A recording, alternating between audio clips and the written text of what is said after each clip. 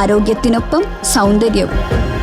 സമഗ്രമായ ആരോഗ്യത്തിന്റെയും സൗന്ദര്യത്തിന്റെയും പുതിയ തുടക്കത്തിനായി മട്ടാഞ്ചേരിയിൽ സ്ഥിതി ചെയ്യുന്ന ആയുർസ്പർശ് ആയുർവേദ ഹോസ്പിറ്റൽ നിങ്ങളേവരെയും സ്വാഗതം ചെയ്യുന്നു.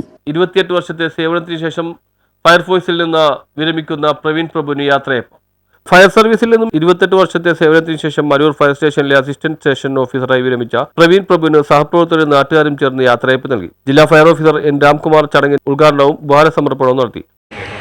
സർവീസിൽ നിന്നും ഇന്ന് പെൻഷനാകുന്ന ശ്രീ പ്രവീൺ പ്രഭു സാറിന് നല്ലൊരു യാത്രയപ്പ് ചടങ്ങ് നൽകുന്നതിനായിട്ടാണ് 1997 നവംബർ 24 സർവീസിൽ കയറി November 24 sir fire and rescue സർവീസിൽ അംഗമായി ഈ സർവീസ് ജീവിതം ആരംഭിക്കുന്നത്.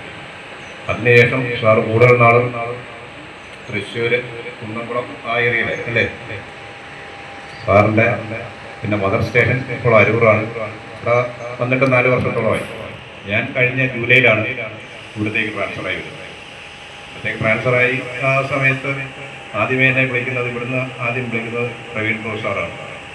അപ്പോൾ ഞാൻ എന്തുവരെന്നുള്ളത് ചോദിച്ചിട്ട് ഇവിടെ എത്താനുള്ള വഴി ബസ്സിൽ വന്നാൽ ഇതേപോലെ ചേർത്തല കഴിഞ്ഞാൽ ഭയങ്കര ബ്ലോക്കാണ്, സൗത്തിലിറങ്ങി അങ്ങനെ വരണം, അങ്ങനെ വഴികളെല്ലാം ഒന്ന് പറഞ്ഞ് അതിനുശേഷം ഞാൻ ഇവിടെ എത്തിയതിന് ശേഷമാണ് സാറിനെ പരിചയപ്പെടുന്നത് കാണുന്നത്.